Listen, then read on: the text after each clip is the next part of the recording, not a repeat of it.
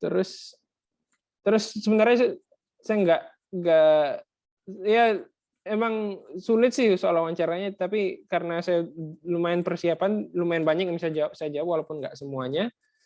Terus nanti setelah itu baru setelah wawancara, terus beberapa minggu selanjutnya baru ditelepon lulus. Sejak itulah baru saya tanda tangani kontrak segala macam, baru pindah ke Amerika.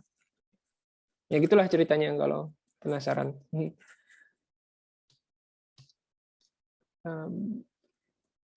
Nah, apa yang spesial di Google? Nah, ini orang sering nanya juga ya, apa yang spesial di Google?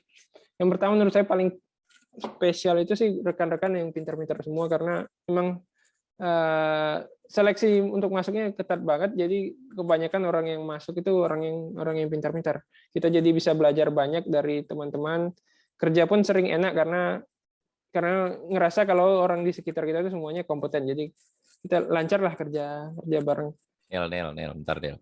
Nah, Gue kira-kira bisa nggak Nel? Gue nggak pinter-pinter amat kayak lu soalnya. Enggak, maksudnya bukan kayak jenius gitu. Ada sih yang jenius gitu, cuman kebanyakan ya kayak aku lah, kayak biasa-biasa aja, tapi ada standarnya lah, jadi enggak. Oke. Mungkin paling enggak kompeten lah gitu ya. Kalau kayak Abuja pasti bisa lah kalau emang. Tapi ya untuk wawancara tadi pasti mesti persiapan lumayan sulit. Semua orang kayaknya, mungkin kecuali kalau memang benar-benar jenius ya, mungkin bisa langsung lulus wawancara. Cuman kayak kalau buat orang kayak kita kayaknya buat wawancara itu pasti perlu persiapan yang lumayan panjang. Tapi kalau disiapin kayaknya bisa-bisa aja gitu. Nah jadi dari orang-orang sekitar kita itu kita bisa belajar banget nih. Ada fotonya sih, ada foto sama orang-orang Indonesia ini waktu dulu sih, waktu masih kerja di kantor ya, ini kadang-kadang sama anak-anak Indonesia lain lunch bareng, terus habis itu ya foto-foto di luar itu ya, kadang-kadang gitulah ketika di kantor dulu. Ya ini foto yang di atas itu kelompok orang Indonesia yang waktu itu makan siang bareng.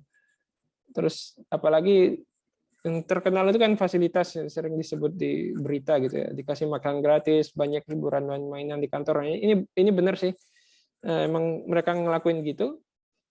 Tujuannya mungkin kalau saya tebak tujuannya supaya pegawai betah di kantor kali. Jadi kalau kita betah di kantor, kita rajin kerja kan, mereka juga senang gitu kan, makanya dikasih fasilitas macam-macam. Terus yang terakhir saya sebut di sini, senang banget proses engineering-nya bagus. Jadi sistem yang dilakuin Google itu kan pasti gede banget ya. Jadi harus bisa meladani jutaan user per detik, per hari gitu kan misalnya. Jadi perlu sistem yang reliable banget dan tekniknya canggih banget untuk ngelakuin ini. Jadi setiap dan bukan cuman usernya banyak, tapi setiap saat selalu ada perubahan, jadi selalu mesti diubah. Tapi gimana caranya kita nambah fitur baru atau memperbaiki bug tapi nggak ngerusakin yang lain. Nah itu juga tekniknya perlu teknik yang canggih banget. Nah di situ banyak belajar dari proses engineering yang ada di sini. Dari situ nambah ilmu dan pengalaman yang lumayan banyak setiap hari ya, atau setiap project nambah belajar hal baru gitu. Nah, kan judul ininya meniti karir kan, judul presentasi judul kelasnya. Nah, ini saya pengen sebutin juga nih step-stepnya ketika jadi anak baru, terus selanjutnya jadi ngapain gitu. Jadi ketika saya masih baru join, mereka nyebutnya Noogler ya, new Googler. Nah, saya jadi Noogler. Yang saya rasa tuh semuanya serba rumit karena teknologinya yang mereka pakai itu rumit banget dan sering custom internal gitu. Jadi teknologi nggak ditemuin di luar. Nah, itu cari di Stack Overflow nggak ada lah ya pokoknya. Iya, cari di Stack Overflow nggak ada, dan harus belajar dari awal gitu. Kita kalau misalnya karena emang belum pernah ditemuin sebelumnya gitu. Jadi harus belajar banyak banget dan mungkin karena kita baru, kita sendiri yang nggak tahu, terus orang-orang di sekitar udah tahu semua karena mereka udah tahu berbulan. Jadi bulan-bulan awal gitu ngerasa nggak produktif banget karena susah banget lah untuk ngerjain tugas sederhana aja, bingungnya lama baru bisa kerjain karena mesti tahu dulu gimana teknologinya. Dan ya gitulah, awalnya agak lumayan tertekan juga karena nggak produktif dan agak minder juga, terutama kalau ngebandingin sama orang-orang yang udah di sekitar udah pada, kok mereka pada ngerti, aku kok nggak ngerti sendiri gitu kan agak kaget juga kan kalau kayak gitu. Tapi lama-lama ya lama-lama yang aneh-aneh ini kita belajar sendiri, jadi lama-lama kebiasaan, nggak perlahan-lahan sih, tahu-tahu lama-lama makin lama makin banyak yang ngerti, makin dikit yang bikin kita bingung. Jadi masalah ini ke-solve dengan sendirinya gitu, dengan waktu dan pengalaman kerja di lokasi ini. Nah, ekspektasinya apa dari mereka buat anak-anak baru ini, yang sebenarnya ekspektasinya ya cuman pertama kita bisa keluar dari fase awal yang nggak produktif itu, dan kemudian setelah itu kita bisa deliver. Jadi dikasih project kecil atau project bagian kecil dari project besar, kita harus bisa deliver itu tanpa aneh-aneh lah, tanpa misalnya nggak makan waktu terlalu lama, atau nggak ngerusak hal yang ada. Walaupun kita mungkin sebagai anak baru, kita pasti harus banyak dibantu yang lebih senior atau dibantu rekan-rekan di sekitar kita. Tapi yang di-expect ya kita solid lah, kita bisa coding, kita bisa diminta kerjaan apa, kita bisa. Nah, itu aja sebenarnya yang mereka perlu dari kita. Lama-lama kalau kita deliver terus, mungkin kita jadi perkembangan kita, jadi makin lama kita yang tadinya kita perlu banyak dibantuin senior, sekarang kita jadi perlu bantuannya makin lama makin dikit, dan kita mungkin terus-terusnya kita punya ide sendiri gitu, kita bisa jalanin proyek sendiri, dikasih goal atau dikasih objektif yang lumayan gede, kita bisa cari tahu sendiri gimana caranya ngerjain ini, walaupun kita masih konsultasi dengan senior. Nah, itu tahap pertama. Tapi lu masuk tuh junior, medior, senior ya waktu. Jadi mereka nggak ada nyebut junior sih. Jadi mereka pakai angka. Jadi 1, 2, 3, 4. Nah, buat software engineer itu ketika kalau di Google ya, mungkin kalau di tempat lain beda, ketika masuk langsung level 3 gitu. Software engineer minimal level 3. Jadi level 1 sama 2 itu mungkin untuk job ladder yang lain, tapi kalau software engineer begitu masuk level 3. Nah, ini ketika saya masuk ini level 3 lah istilahnya mereka nyebutnya. Oke, lanjut. Oke. Nah, kalau ini saya sebutin level-levelan tadi ya. Jadi ini selanjutnya itu setelah jadi anak baru, kita jadi engineer yang stabil. Nah, ini berarti level 4. Kalau tadi level 3, ini level 4. Nah, apa yang ngebedain level 4 sama level 3 gitu? Apa yang ngebedain engineer stabil dengan anak baru? Nah, kalau engineer stabil ini dia bisa jalanin proyek sendiri yang lumayan gede. Jadi kalau dikasih nih ada proyek bikin fitur ini nih lumayan gede, nggak langsung tinggal sekali coding jadi gitu, tapi harus cari tahu gimana solusinya, bagian apa aja yang harus diubah gitu, kodenya di mana, desainnya gimana. Nah, dia bisa jalanin sendiri dari awal sampai akhir, dan nggak banyak masalah gitu. Jadi manajer nggak perlu ngecekin dia tiap hari ngapain, tapi cukup tunggu hasilnya, atau mungkin ngecek tiap minggu biar tahu ada masalah atau enggak.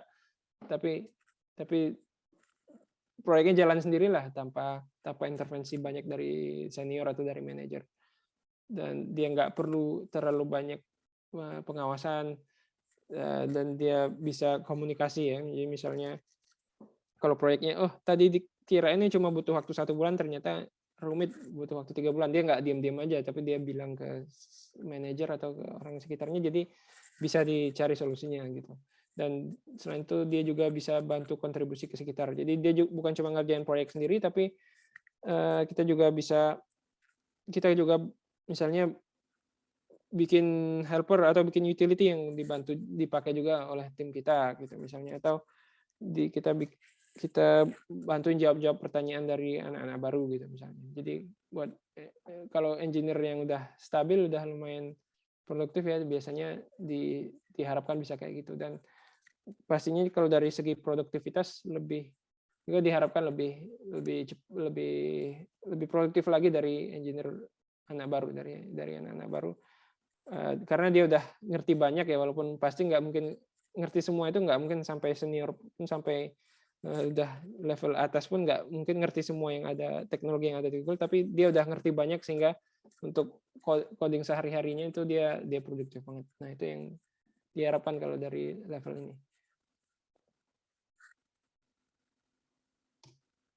Nah, selanjutnya ya sekarang ini mereka nyebutnya jadi tech lead atau TL ya. Jadi tech lead ini apa? Jadi, ini bukan manajer sih, beda sama manajer. Kalau manajer kan ngurusin personalia segala macam dan dia udah nggak ngurusin kerjaan sehari-hari. Maksudnya nggak ngerjain coding segala macam lagi. Kalau ini saya masih engineer, tapi saya engineer yang mimpin engineer lain di tim saya gitu. Jadi kalau ada proyek baru atau ada perubahan baru, biasanya saya yang ninjau, saya yang review, atau kalau ada problem besar yang harus ada solusinya, saya yang bikin solusinya. Terus saya juga yang nentuin arah arsitektur tim, atau misalnya proyek apa yang bagus buat tim, atau apa yang mesti kita lakukan biar kode kita semakin bagus, atau biar tim kita lebih produktif menjalankan proyek-proyek yang ada gitu. Nah, itu tech lead yang mikirin. Jadi ibaratnya mandornya lah. Jadi berapa kita orang yang di bawahmu nih?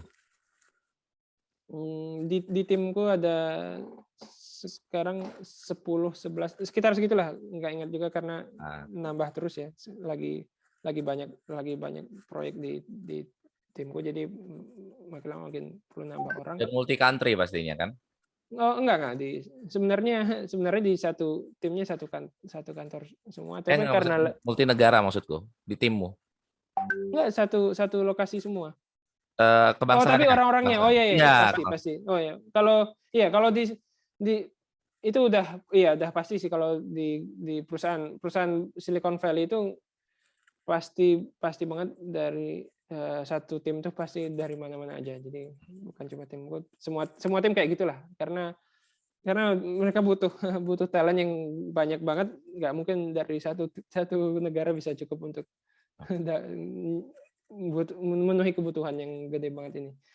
Tapi lokasi ya satu kantor semua, walaupun sekarang masih work from home ya, jadi banyak yang sebenarnya belum pernah datang ke kantor atau belum pernah ketemu in person, tapi ya secara resmi satu kantor semua. Oke. Nah, ini dikit ya, Nil ya. Kan lu tech lead ya. Tadi ada 10 orang. Dan tadi ya ada ngomongin arsitektur, code review, arahan development. Banyak meeting nggak sebagai tech lead di Google? Oh iya, benar. Nah, itu satu lagi yang perlu disebutin, tech lead ini. Kalau jadi tech lead ini kita waktu coding pasti berkurang. Waktu coding kalau tadi kayak di 2 level sebelumnya kita mungkin hampir 90% coding, kalau ini mungkin ya tergantung kondisi lah, kadang-kadang gede, tapi ya kayaknya rata-rata ya sekitar setengah doang coding. Jadi setengah coding, setengah lagi ngapain ya, meeting atau bantuin. Misalnya pertama ada meeting kan, pasti meeting lah. Jadi kayak ini ada proyek baru nih, terus gimana cara kita nyelesainnya, butuh bantuan dari timku, butuh bantuan dari tim sana. Jadi tim kita masing-masing tim tuh ngirimin wakilnya, terus ngomongin gimana solusinya. Nah, itu kan pasti banyak makan waktu ya. Terus selain itu pasti kita juga butuh ngebantuin anggota tim juga. Jadi mungkin ada yang stuck nih, nggak tahu solusinya gimana. Ya biasanya mereka nanya ke TL-nya, ke coaching lah ya. Coaching. Ya, bukan coaching sih sebenarnya, lebih ke bantuin mereka biar nemuin solusinya. Kalau coaching itu biasanya yang ya kadang-kadang ada sedikit agak berbau coaching, cuman biasanya sih coaching itu di luar per-TL-an lah. Nah, misalnya bisa jadi dari manajer, atau saya ada orang yang khusus ditunjuk jadi dari mentornya dia. Buddy sistemnya lah ya. Iya. Tapi ini lebih bantuin mereka mecahin masalah, mecahin problem yang ada. Karena kita juga yang paling senior kan, jadi kita yang lebih tahu tentang stack yang ada. Jadi kadang-kadang mereka stuck, oh nggak tahu nih gimana cara mecahin kayak gini ya. Tapi kita tahu karena kita lumayan senior atau kita udah tahu lebih banyak lah gitu. Terus mungkin yang ngebedain lagi tech lead sama yang sebelumnya itu, kalau tech lead kita harus tahu banyak proyek sekaligus, karena kita harus tahu semua yang dikerjain di tim kita. Jadi misalnya kalau tadi kita ya dikasih satu proyek ya kerjain itu doang, kalau ini tim kita punya ada 5 proyek nih yang jalan, 5 proyek yang lagi jalan nih. Ada yang dikerjain 3 orang, ada yang dikerjain 2 orang, ada yang dikerjain 1 orang. Tim kita harus tahu garis besar semua proyek itu, apa progresnya sekarang lagi di mana, masalahnya lagi apa. Jadi lumayan demanding juga, kita harus mikir multitasking lah, atau mikir banyak hal sekaligus. Mungkin ini yang membedain kalau jadi tech lead, terutama kalau timnya udah lumayan gede ya dibanding kalau jadi engineer biasa atau engineer sendiri. Nah, ini gue ada pertanyaan nih. Jam kerja gimana kalau di Google? Maksudku tech lead tadi tanggung jawabnya ada 50% tadi coding, 50% jawabin pertanyaan. Nah, itu gimana? Biasanya lu start jam berapa, selesai jam berapa? Kalau jam kerja itu kayaknya, ini bukan cuma di Google ya, cuman di culture di sini di Silicon Valley, biasanya kalau perusahaan-perusahaan besar gitu nggak ada restriction. Jadi yang penting kita datang, dan yang penting kita datang, terus paling nggak di tengah hari kita ada lah gitu. Jadi mulainya awal atau mulainya akhir terserah, pulangnya awal atau pulangnya akhir terserah. Cuma yang penting di tengah hari kita, cukupkan. Di tengah hari kita ada, supaya kita bisa koordinasi dengan orang, atau kalau ada orang lain butuh bantuan kita bisa ngebantuin gitu. Cuman masuk jam 8 atau masuk jam 10 atau masuk jam 11 nggak masalah. Yang penting kita sebenarnya kita lebih dinilai di akhir kuartal atau di akhir semester gitu, misalnya target kita ngapain, kita udah bisa nyelesain target itu gitu. Jadi hari-harinya mereka nggak gitu ngurusin, tapi paling yang diminta ya di tengah hari kita ada, supaya kalau ada meeting, ada koordinasi, atau ada orang yang mau nanyain, kita ada. Kalau absen ada nggak absen? Nah, Ya, ini mohon maaf nih ya, pertanyaan nih, standar absen ini Iya. gimana nih ya jadi programmer di sana gitu? Absen nggak ada absen. Jadi ya nggak, sebenarnya mereka tuh bagus. Kita tuh mereka pintar sebenarnya. Jadi sebenarnya mereka pengen kita kerja kan. Mereka bukan pengen kita datang tiap hari. Tapi maksudnya bukan mereka yang penting, mereka bukan kita datang jam berapa, kita pulang berapa. Tapi yang penting buat mereka tuh kita kerjanya banyak atau enggak gitu kan. Kalau kita kerjanya banyak, mereka nggak peduli kita datang jam berapa, pulang jam berapa. Makanya insentifnya itu kalau kita bisa kerja bagus, kita bakal misalnya ketika evaluasi kita dapat bonus yang bagus, atau kita promosinya cepat gitu kan. Orang kan senang kalau dapat promosi cepat, orang atau dapat bonus yang gede. Jadi tanpa disuruh datang jam 8 pun mereka pasti tiap hari kerja gitu. Maksudnya tanpa di absen pun mereka tiap hari bakal kerja, karena tahu kalau mereka nggak kerja ya target nggak terpenuhi, nggak jadi dapat bonus gede gitu kan. Jadi yang motivasi itu orang justru engineer-nya sendiri yang pengen kerja gitu, yang nggak pengen ketinggalan gitu, ngerti? Iya, tapi gini, make sense. Tapi itu telur ayam, bonusnya gede dulu baru orang mau kerja, atau orangnya kerja dulu nanti baru bonusnya gede, kan jadinya mana yang duluan? Kan orangnya harus ngebuktiin dia kerjanya banyak baru dia dapat bonus kan. Kalau kita cuman malas-malasan ya nanti di akhir ini kita nggak dapat bonus yang tinggi, atau kita nggak promosi kan, itu apa juga kan. Penting juga buat orang kalau promosi gajinya gede, terus gajinya naik ya, atau paling nggak dia posisinya lebih disegani lah di tim kalau dipromosiin. Masih ada slide lagi nggak? Maksudnya nih kita udah terakhir sih ini. Oke, lanjut dulu. Atau udah? Ini terakhir ini aja sih. Ya, Itu bermanfaat, dan ya kalau tertarik lanjut saya tadi saya sebutin di awal punya kanal YouTube Pintar Programming, ya ngomongin macam-macam gini juga banyak sih. Perjalanan dari Indonesia ke Silicon Valley, cara dapat kerja programmer di luar negeri, progresi dari junior ke tech lead, nah gitu-gitulah. Silakan dicek lah channel kecil-kecilan saya. Bahasa Inggris, bahasa Indonesia, bro? Bahasa Indonesia, bahasa Bahasa Indonesia. Indonesia.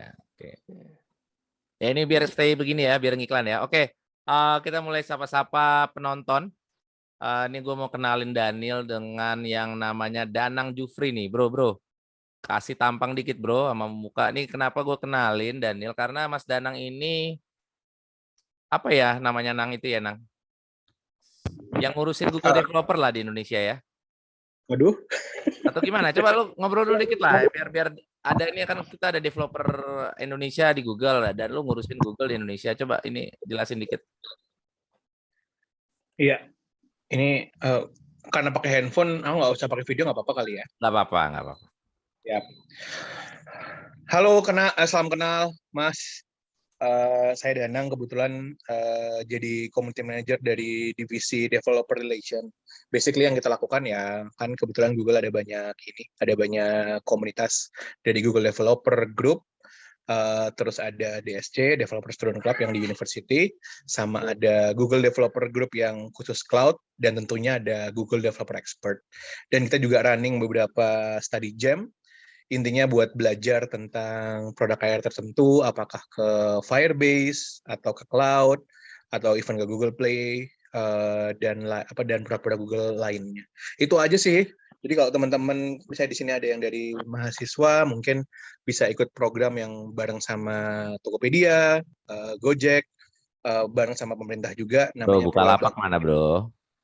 Oh, belum. ada Bukalapak juga ya? Ada dong. Loh, saya ini Di Bangkit ada Bukalapak ya? Wah parah loh. Oke. Nanti kita bahas. Soalnya bukan prakarya saya. Saya nggak hafal. Siap. Oke. Terus apa lagi, Nang? Ya itu sih. Sama, gue boleh ngiklan dikit nggak bro? Boleh bro. Ini agnostik bro. Channelnya. Siap. Nah, mau nggak? Agnostik siap. Buat teman-teman yang mau belajar tentang tentang Google Cloud, hari Minggu ini kita ada acara. Bisa cek aja di akun Instagramnya GDG Cloud. Jakarta atau Bandung, atau ntar aku kasih linknya di chat. Nanti akan ada hadiah Google Nest buat yang speaker sama bisa buat aktivasi di otomasi di rumah dan berbagai macam swag. Itu aja sih. Thank you. Oke Danang. Nah ini kita mulai jawabin pertanyaan ya Daniel ya. Ini ada yang nanya dari Mas Iwa Sugriwa di Bandung. Kalau dari level 3 sampai level 4, apakah ada targetnya? Misalnya dalam berapa bulan atau berapa tahun? Mau nggak? Kayaknya nggak tahu sih kalau ada target resmi atau enggak. Cuman biasanya sih dalam kenyataannya biasanya orang yang saya temui biasanya dalam beberapa tahun sih. Beberapa bulan kayaknya agak mustahil, kecuali kalau dia salah di hire gitu. Misalnya sebenarnya dia udah level 4 cuman ke hire ke level 3. Tapi kalau di luar itu kayaknya biasanya butuh berapa tahun, karena ya lumayan lama juga sih mesti ngerti, bisa jadi mandiri gitu. Misalnya kalau baru fresh grad gitu, misalnya fresh kan taunya pelajaran kuliah cuman nggak tahu cara jalanin project atau cara bikin solusi yang lumayan gede, ya pasti butuh berapa tahun biar bisa ngebuktiin levelnya gitu. Oke, jadi beberapa tahun lah ya, kurang lebih lah ya jawabannya ya. Pertanyaan bukan target sih, cuman kayaknya bukan target tapi yang saya amati gitu. Oke. Itu gimana? Lu ada dikasih OKR nggak dari manajer lu? Berarti lu report ke siapa kalau tech lead? Ke manajer. Sama sih, kalau dari segi manajerial tech lead itu sama aja kayak engineer biasa. Jadi cuma dari segi teknikal aja dia opininya dianggap lebih pintar lah dibanding engineer yang lain lah. Diutamakan dibanding opini engineer lain. Tapi cuman kalau dari segi manajerial segala macam ya sama aja gitu. Masih manajernya sama dengan manajer teman-temannya. Engineering manager, berarti lu report ke engineering manager. Bener. Oke, ada sorry. Mas Larsa di kantor ya. Mas Daniel, nih jam kerja mungkin spesifik ke lu aja ya, Nil ya, karena kan lu nggak tahu juga kan teman-teman lu Oh ya. berapa lama kerja. Jadi Iya. rata-rata per hari berapa, terus gimana lu ngeset targetnya? Boleh nggak dikasih contoh? Set target nih gimana Larsa? Maksudnya set target nih gimana, Cok? Mungkin Dijelasin maksudnya pertanyaannya. OKR gitu kali ya.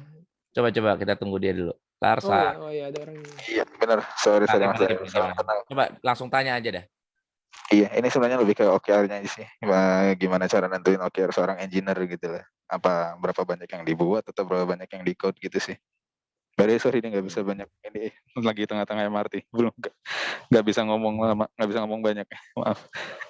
Paham kok pertanyaan. Jadi berapa lama jam kerja ya? Kalau saya sendiri biasanya sih mulai kerja jam 9, selesai jam 5, jam 6. Ya berarti kalau dihitung ada lunch break di tengah, ya mungkin sekitar 8 jam lah, standar kan. Nah, 8 jam. Kayaknya standar 8 jam itu standar. Sering lembur nggak, Bro? 8 jam? Lembur di luar 8 jam. Lembur jujur hampir nggak pernah gitu. Waduh, serius loh? Di Iya, grup ya nggak pernah lembur? Sakti. Pernah, cuman hampir nggak pernah. Pernah sekali yang mungkin ada 2 kali lah selama 8 tahun itu ada mungkin bukan 2 hari, ada 2 periode. Pertama dulu pernah tahun lalu atau 2 tahun lalu ya, pernah harus selesai pokoknya.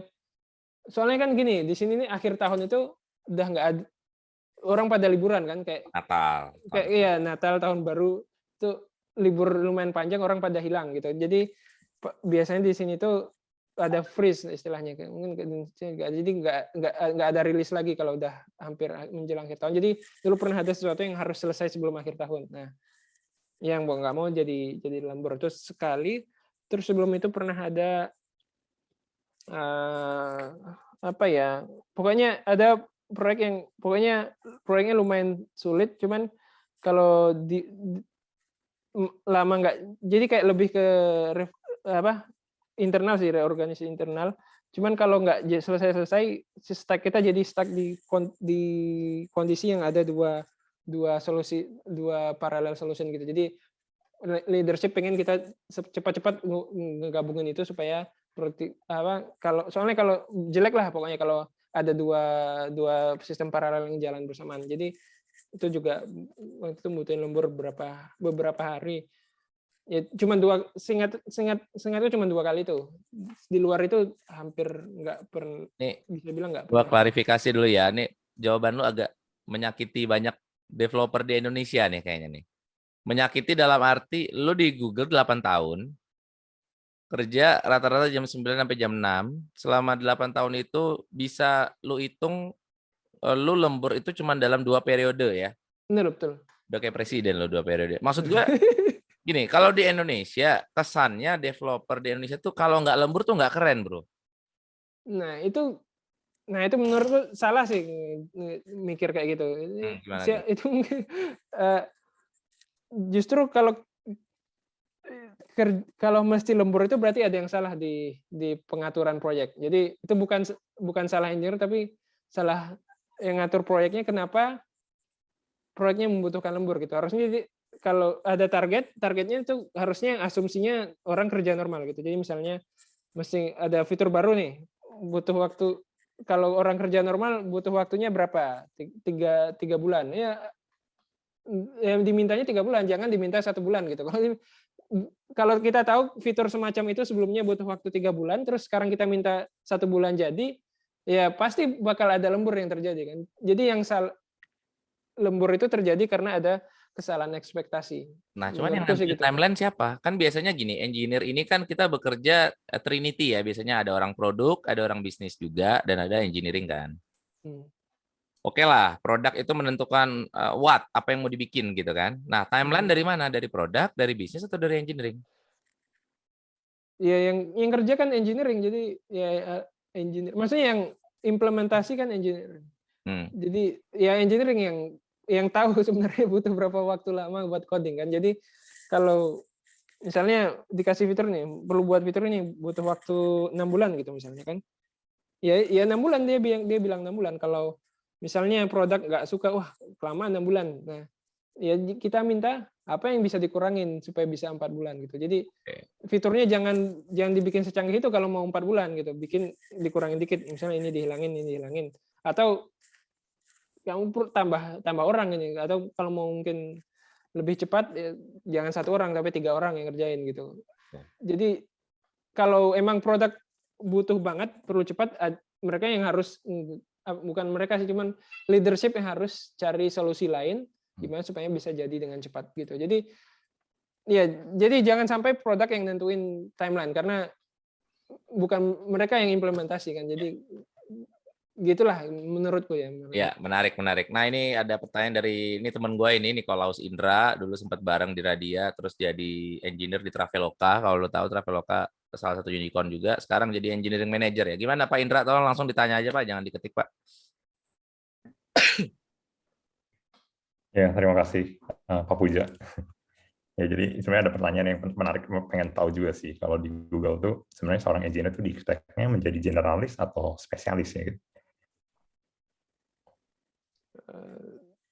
Mungkin jadi spesialis itu mungkin seberapa spesialis gitu. Mungkin ada yang kayak misalnya kalau generalis di bayangan saya tuh kayak mungkin istilahnya kan full stack lah ya. Kayak dia bisa web, bisa back-end ya, bisa mobile apps ya misalnya.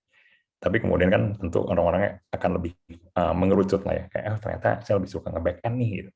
Nah itu apakah itu lumrah gitu, atau lebih di-expect, lu nggak boleh jadi back-end, lu harus bisa kayak many functions gitu, at a time. Kayaknya dua-duanya ada tempatnya sih. Jadi kayaknya nggak ngelihat ada usaha supaya semua orang harus generalis atau semua orang harus spesialis.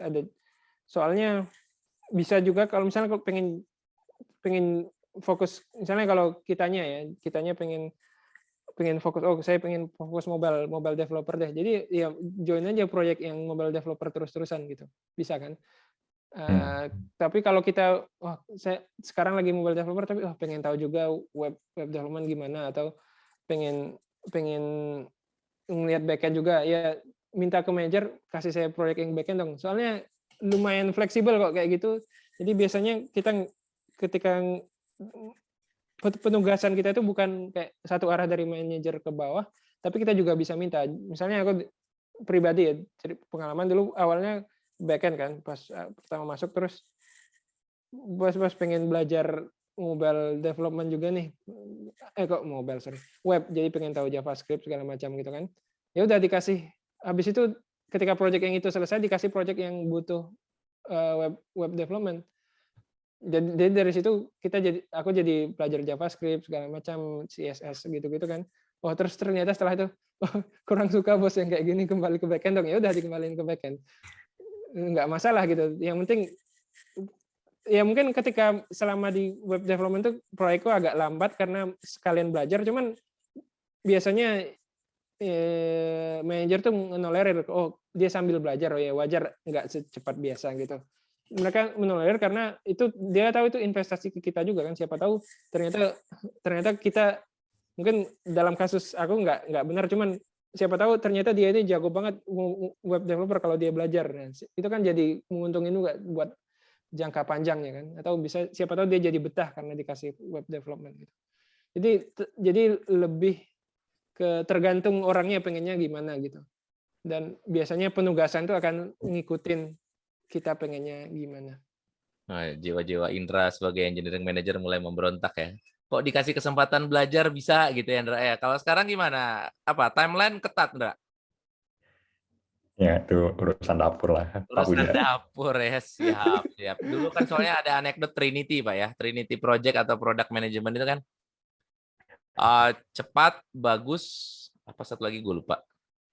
Murah, pilih 2 katanya. Kalau pilih 3 nggak bisa. Bukannya pilih 1 ya? 2 Pak. Kalau di Indonesia tuh 2 Pak. Indonesia tuh minta 3.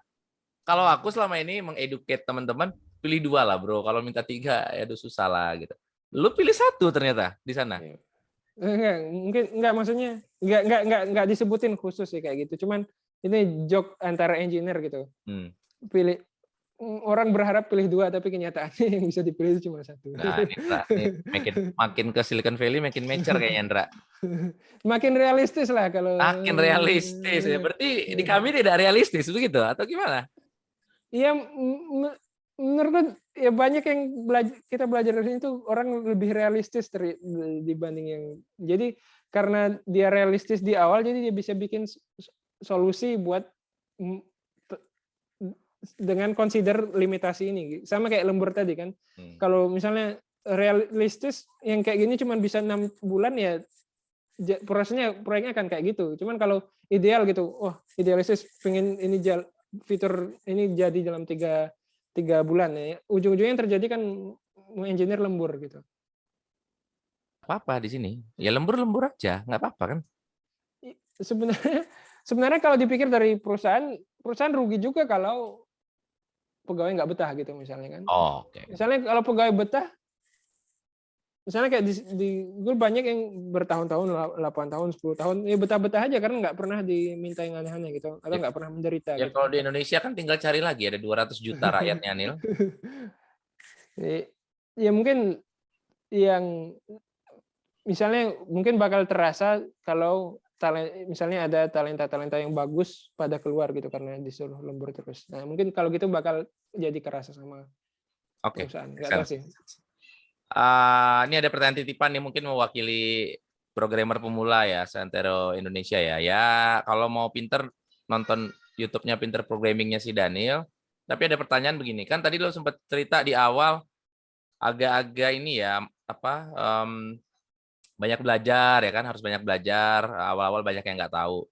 Lu ada nggak sih ngerasa overwhelm ya? Overwhelm tuh dalam arti kata tuh imposter syndrome gitu, kayak anjir nih gue jago lu di Singapura gitu, kok di sini nggak bisa. Nah terus apa kiat-kiat yang lu lakukan supaya lu bisa mengovercome itu? Gitu? Bener banget. Nah jadi tadi lumayan cerita dikit kan ketika awal itu semuanya baru gitu dan semuanya rumit banget dan awalnya kita nggak ngerti sama sekali gimana.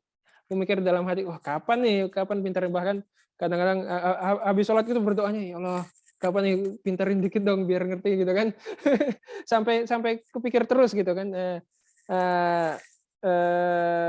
Ya kayaknya nggak tahu sih, tahu-tahu kayaknya solusinya ya terus mencoba dan dengan berjalannya waktu kita makin lama tahu makin dikit, tambah dikit, tahu-tahu jadi tahu gitu. Tahu-tahu jadi yang dikit-dikit itu ngumpul jadi banyak. Kayaknya nggak ada poin kayak sampai kemarin gue bego, sekarang gue ngerti semua. Nggak ada poin kayak gitu. Jadi kayaknya nambah dikit, lama-lama tanpa kita nyadar udah tahu banyak gitu. Kayaknya sih. Jadi perjalanan ya, maksudnya di perjalanan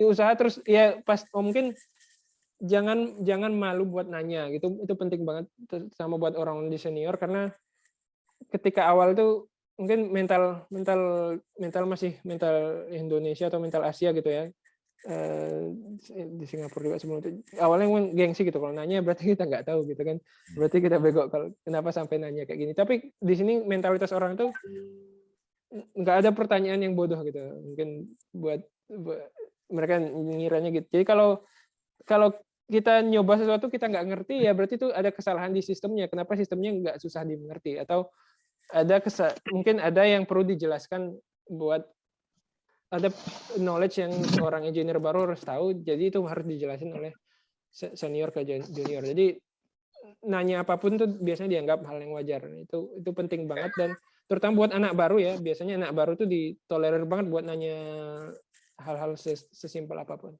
Nah, tapi seniornya ada waktu nggak untuk jawabin para junior ini apa nanti? Nah, itu tadi makanya codingnya jadi nggak nyampe jadi 50% tadi kan, karena mesti banyak bantuin ini, dan ya itu emang jadi apa namanya, senior itu emang di-expect waktunya sebagian dikasih buat itu. Jadi manajer itu nggak expect aku lagi buat bisa ngerjain proyek coding yang 100%. Jadi mungkin targetku dari coding wise itu cuma 50% target sebelumnya gitu. Karena dia tahu kalau aku bakal spend waktu untuk ngebantuin ini itu. Oke, make sense sih. Jadi manajer lu juga udah tahu bahwa lu nggak akan Iya. bisa 100% coding lagi. Iya, betul. Jadi dia nggak berharap project ini yang aku harus coding jadi dalam waktu secepat mungkin. Dia nggak harap gitu lagi gitu, karena dia tahu aku punya tanggung jawab lain ataupun waktu bakal terbagi buat yang lain. Tapi jawabin pertanyaan itu kerja kan? Dianggap kerja kan di sana kan? Iya, dianggap kerja dan enaknya kalau di Tekli itu kadang-kadang kalau kita dapat kredit juga kalau misalnya teman-teman kita ngerjain itu walaupun kita nggak banyak coding di situ, cuman kita yang bantuin jawab pertanyaan itu jadi bagian dari kredit kita juga. Misalnya dianggap prestasi kita juga gitu, kita bisa ngarahin mereka jadi mereka sukses gitu. Ya. Nah ini masuk sih ke kuliah Kamis minggu lalu karena kita bahas ketika lu jadi manajer. Tech lead ini kan sebenarnya manajer yang tidak ada orangnya ya. Tapi dia kan juga memimpin tim lah ya dalam hal di tempat lu. Ya, lu juga diukur dari output dari organisasi yang lu pimpin kan. Dalam hal ini di manage ada 10 orang. Oke, 50% coding, tapi 50%-nya ketika lu membantu orang tadi ada 10 orang ya apa yang mereka kerjakan itu ya jadi prestasi lo itu. Iya, betul banget. Gue setuju. Nah, setuju dengan gitu. Jadi kita nggak stres gitu kan, ditanyain terus nih. Justru kita senang kalau dia belajar ya dia jadi produktif. Nanti prestasinya kita dianggap prestasi kita juga, prestasi dia ya bukan prestasi kita doang, prestasi dia, tapi kita juga itu ngumpul ke prestasi kita gitu kan. Jadi senang kalau dia ada yang semangat belajar, oh ya bagus. Nanti dia jadi pinter, prestasi tim kita nambah gitu kan. Mantap. Oke. Tanpa terasa sudah hampir habis waktunya ya di kuliah Kamis kita nih. Mungkin izin dulu ya Nil ya, Pak Cahyana ada sepatah dua patah kata nggak nih Pak untuk malam ini Pak, untuk teman-teman engineers kita supaya kemarin kan kita ada ngobrol-ngobrol tuh terkait peradaban digital, butuh talenta digital, kita butuh 1 juta orang gitu ya. Gimana nih Pak, biar Daniel nih bisa bantu kita nih yang di Indonesia Pak Cahyana. Oke, Puja, terima kasih nih, salam kenal ya untuk semua. Pertama untuk Daniel dulu deh. Daniel, punya planning nggak untuk kembali ke Indonesia? Atau punya planning nggak membuat sesuatu, inovasi gitu ya, tapi diperuntukkan untuk untuk Indonesia lah. Ada nggak? Ya pasti kepikiran ya, cuman semuanya masih harus pertimbangkan lagi. Jadi belum ada finalnya, pengen gimana belum mutusin. Jadi masih mikir, cuman nggak ada keputusan final gitu lah. Setidaknya yang YouTube udah mulai lah ya Nil ya. Ini kan dengan YouTube Pintar Programming ini kan sebenarnya educate. Iya, pengennya ngebantu juga sih, ngebantu kecil-kecilan ya, walaupun ya ngebantu biar tahulah orang-orang teman-teman di Indonesia yang programmer pemula terutama tahu gimana sih karir programmer itu, apa yang perlu, tips-tips yang bagus gitu. Pengen ngebantu sih pasti banget. Gimana Pak Cahyana, ada follow up questions atau pesan-pesan? Ya, ada follow up satu lagi ya. Jadi terima kasih untuk Pintar Programmingnya ya. Banyak orang terinspirasi dari sana. Pembicaraan kita hari ini juga menginspirasi juga sebetulnya, karena begini, kalau kita bicara Indonesia ke depan, coba lihat komposisi demografi kita kan. Kita ini lebih banyak generasi mudanya dibandingkan dengan lansia model saya gitu ya. Nah, di situ Indonesia ini akan mengalami apa yang disebut dengan bonus demografi ya, bonus demografi. Hanya saja memang rata-rata pendidikan orang Indonesia kan tidak tinggi ya. Kebanyakan antara 8, 9, 10. Jadi kebanyakan lulusan SMP, kebanyakan juga orang yang tidak lulus SMP gitu. Jadi memang untuk membangkitkan Indonesia dengan memanfaatkan bonus demografi ini itu menjadi sedikit berkurang peluangnya itu ya. Walaupun demikian ya, kalau kita melihat pertumbuhan bagaimana internet di Indonesia, bagaimana yang namanya kebutuhan talenta digital, apapun yang akan kita buat sebetulnya tetap dibutuhkan yang disebut dengan digital talent gitu ya. Jadi oleh karena itu kita harus mencetak banyak ya. Jadi Puja kenal baik juga dengan Aren ya. Jadi kita di Coding Academy ini sebetulnya berjuang ke sana bagaimana kita bisa mencetak demikian banyak orang-orang yang memiliki keahlian di bidang digital. Ada satu pertanyaan kecil saja buat kembali untuk Daniel ya. Daniel, kita tahu kan bahwa tren ke depan itu ada yang disebut dengan low code and no code gitu kan ya sebetulnya. Nah, ini kan butuh refreshment begitu ya. Orang-orang para developer di kita itu bagaimana agar knowledge-nya itu betul-betul bisa terimprove karena memang tren ke depan itu ada bicara mengenai low code dan no code ya. Plus fenomena yang menarik nih, siapa yang sudah nonton bagaimana Syahrini akan jalan-jalan di metaverse gitu ya. Sudah ada kurang lebih sekitar 17.800 orang yang mau ikutan gitu ya dan bayar 19,9 US dollar gitu. Ini fenomena menarik dengan kehadiran metaverse ini. Bagaimana menurut Daniel nih melihat fenomena metaverse ini? Apakah kita harus tadi memperbaiki keilmuan kita atau kita menunggu apa yang terjadi atau kita harus proaktif gitu mengantisipasi perkembangan zaman ini? Oke Daniel, begitu dari saya. Puja, gitu dulu dari saya. Terima kasih. Makasih Pak Cahyana, monggo Nil. 1 menit. Mungkin nanya dulu low code no code-nya apa nih? Ini Nil, sekarang kan ada banyak produk, misalkan dari OutSystem gitu atau dari Indonesia namanya Fitloop, yang bikin solusi untuk enterprise sehingga programmernya itu nggak perlu coding by code gitu, tapi mungkin bikin aplikasi itu drag drop gitu loh. Okay. Oh, baru pertama dengar juga ini nggak tahu gimana. Wah, ini Google bikin semua dari awal ya, berarti ya? Iya. Karena menurutku sistem kayak gitu ya ada bagusnya, cuman pasti ada limitasinya juga kalau pengen bikin yang benar-benar sesuai keinginan ya pasti kita pengen kontrol kodenya. Cuman ya benar sih teknologinya berkembang terus, kita mesti tahu apa misalnya metaverse lah atau misalnya ada juga sekarang GitHub Copilot gitu kan, jadi bisa ngoding pakai bantuan AI gitu. Ya kita mesti tahu semua ini, tapi sekarang ini semua itu masih wacana lah ya. Jadi maksudnya masih belum jelas arahnya kemana. Jadi kita mungkin perlunya kita tahu dan mungkin coba-coba.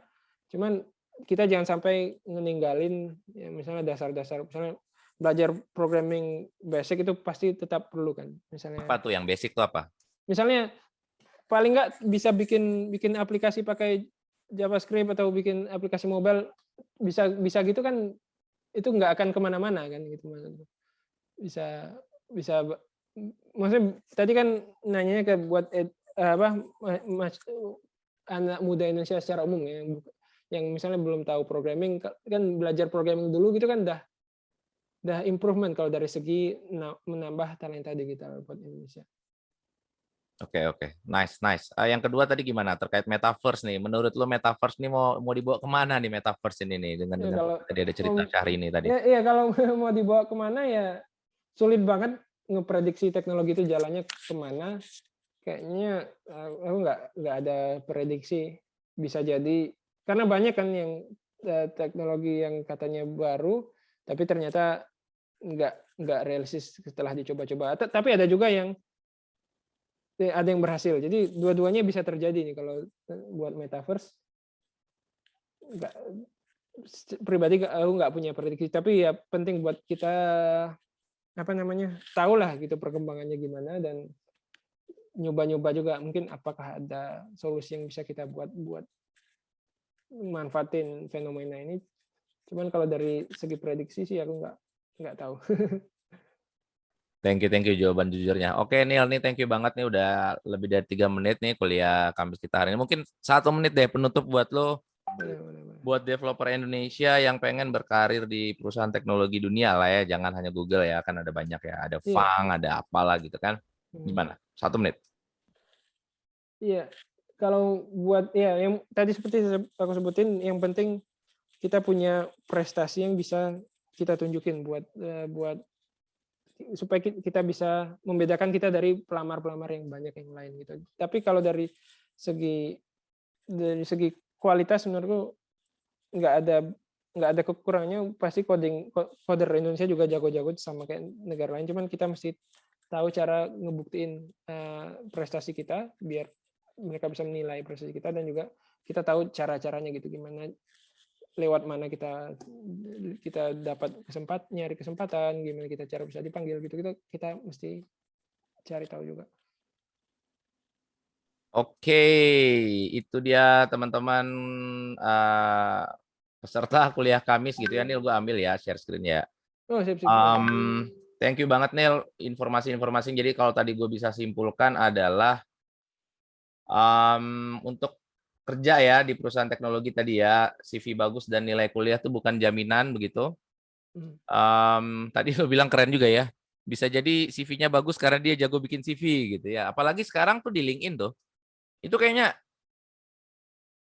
over marketing gitulah ya. Kalau wah gue telah membuat gini-gini, taunya cuman ngoding apa gitulah, kita nggak ngerti. Dan nilai kuliah juga bukan jaminan gitu kan. Kemudian perlu sesuatu yang konkret. Tadi Daniel kasih contoh competitive programming, artinya lu berarti zaman kuliah atau zaman pas udah kerja tuh ikut lomba-lomba atau Google Code Team tadi? Paling aktif ketika kuliah, cuman ketika kerja pun masih waktu itu, sekarang udah nggak lagi sih, cuma waktu itu masih lumayan, walaupun nggak sebanyak kuliah, mungkin sekali, kalau pas kuliah mungkin hampir tiap minggu, kalau setelah kerja mungkin ya sebulan ya, tapi lo masih sempet ya. Gue sih ini terus terang aja nih agak ngaku dosa nih, semenjak jadi engineering manager udah tak sempat coding gitu. Waktu meetingnya cukup banyak ya, karena kan gue kerja di ya ini share aja lah ya, dikit lah ya, ada di websitenya. Sempat megang 2 tim, total engineers-nya itu ada 16 ya kan. Waktu meetingnya tuh yang banyak gitu loh, kayak 2 minggu kan kita biasanya ngitung sprint ya, dalam 2 minggu mungkin ya 60 jam kali waktu itu. Itu udah sama one on one, udah mau meeting koordinasi. Tapi kayaknya sih manajer emang kayaknya kalau melihat manajer di tempat gue juga isinya meeting semua. Iya, jadi udah tumpul ini. Jariku udah nggak luwes lagi. Ya gitulah ya, nanti kapan-kapan kita sharing tentang yang Bukalapak. Ini mungkin iklan sedikit. Bukalapak is always hiring. Bisa dipilih aja lokasinya yang berminat di mana. Kuliah Kamis ini juga persembahan dari Yayasan Alkademi. Mungkin Farul mau ngiklan dikit, Farul? Masih ada nggak lo? Yuk, ada Pak. Mau nggak? Iklan dikit semenit aja, habis itu mau gue tutup. Oke, Yayasan Alkademi nanti mau ada event nih Pak, 26 Desember. Oh, oke. Desember. Nanti mengharapkan teman-teman nih kalau mau ada waktu ya, rekan-rekan di Bandung kita ada event 26 Desember, pas Boxing Day setelah Natal. Nah, eventnya cukup menarik menurut saya, karena kita konsepnya barcamp, jadi bukan satu arah, 2 arah, ada komunikasi antar pemateri yang sudah sangat kredibel, tapi juga kita bentuknya diskusi, jadi teman-teman nggak menutup kemungkinan bukan hanya programmer, dari semua kalangan boleh ikut, dan kita bisa discuss bareng-bareng soal itu, Pak. Jadi 26 Desember ditunggu kehadirannya kalau ada yang main-main ke Bandung. Lokasi di mana lokasi? Lokasi di Cisitu Indah, di Bandung. Wah, dekat kosan gue dulu itu. Ini kalau mau tahu infonya nanti bisa apa? Ada Instagramnya? Oh ya, ada di alkademi.idn. Kemudian atau di Radialabs juga ada, Pak. Oh, oke. Nanti lo ini aja marketingin lagi aja ya kali ya, biar teman-teman bisa tahu ya. Itu nanti offline saja atau ada YouTube-nya? Sementara offline-nya dibatasi karena lagi pandemi ya, tapi juga ada YouTube-nya juga. Oh, ada YouTube. Oke, solve the problem lah kalau gitu. Oke, ada lagi Farul? Udah dari Pak, dari saya cukup sekian, terima kasih atas siap. Thank you banget nih Farul atas infonya. Buat Daniel juga, thank you banget Nil. Kemarin kita kan sempat WhatsAppan tuh ya, Nil, bantu gue lah, ini gue lagi memulai podcast gitu kan, kuliah Kamis gitu, 1 SKS sekali seminggu. Udah join, gue sangat berterima kasih. Jangan bosan sharing-sharing ilmu, karena kalau udah makin tinggi itu ya pengennya kan makin merunduk gitu kan, ingin kita menciptakan kembali generasi yang lebih baik dari generasi kita lah, untuk teman-teman yang lebih baik, terutama kan kita sama-sama dari Pekanbaru nih bro nih, agak-agak primordialisme ya, kalau bisa lebih banyak engineer dari Pekanbaru gitu ya, nggak harus ke Jawa gitu kan, tapi ya di sana juga bikin ekosistemnya, kurang lebih kayak gitu. Iya, iya, iya, sama-sama. Ya, thank you banget Daniel, thank you banget teman-teman yang sudah hadir. Sampai di sini saja kuliah Kamis hari ini. Semoga bermanfaat. Nanti ada recordingnya, pasti kita taruh di YouTube. Nanti bisa share-share lagi. Kemudian ini udah tanggal 16 Desember, jadi kuliah Kamisnya off dulu sampai akhir Desember, namanya juga pengen liburan ya. Nanti tunggu aja kabarnya, Januari kita mulai lagi dengan pembicara-pembicara yang tentunya bergerak di bidang IT gitu kan, dan atau di teknologi lah ya secara umum, yang bisa banyak memberikan kita inspirasi bagaimana mengembangkan Indonesia, kemandirian teknologi untuk menuju peradaban digital seperti itu. Terima kasih atas kehadirannya. Selamat malam. Salam apa ya? Salam Indonesia. Sampai jumpa lagi teman-teman. Terima kasih. Kita sudahi dulu. Thank you.